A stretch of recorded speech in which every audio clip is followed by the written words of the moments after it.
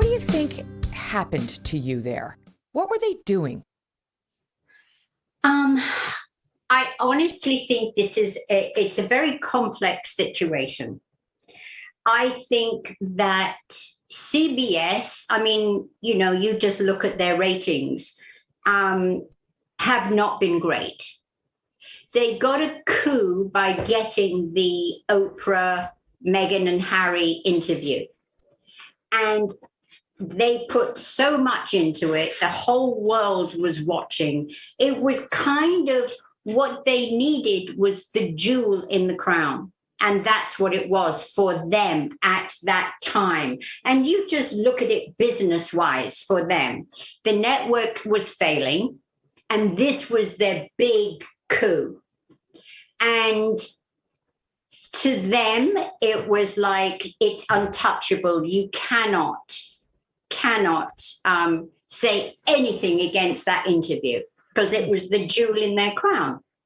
And because Piers Morgan was saying what he felt about it in a negative way, and I was standing behind them, I don't think they liked it at all, because this was their coup. This was bringing them back, from basically they were number one for so many years, and then it started to slide. And this was bringing them back. And they didn't like the fact that I didn't go against Piers. And then, too, with a woman by the name of Amy Rosenbach is in charge of the show.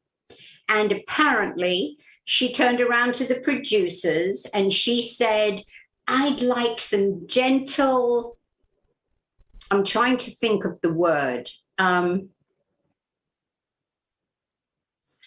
can't think of the exact words that she said because it was told to me by somebody else who was on that call, but they wanted some gentle disagreement.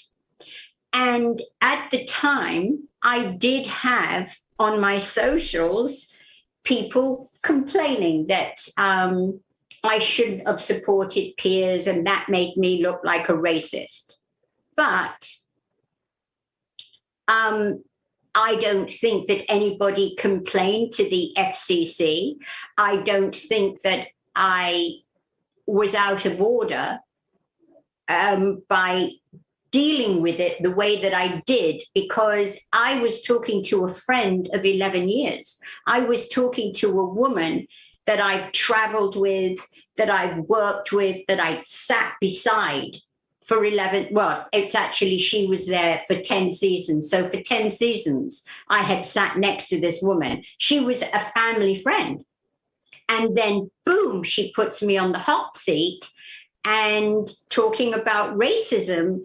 And she knows my history. She knows me. She knows I'm not a racist. And this is Cheryl you're talking about. I'm talking about Cheryl, yeah. Your co-host who we saw going at you. I'm sorry? That's your co-host who we saw going at you pretty good. And that's Cheryl Underwood. Underwood, yes. She was the one sort of leading the charge against you. And she was. But Cheryl who had been a long-term friend. At that time, Cheryl was very, very much a part of the movement. And so she should be. So she should be for rights for her people, for people of color. And she was very, what should I say? She wanted more of these topics on the show. She wanted the show to be more political than it was.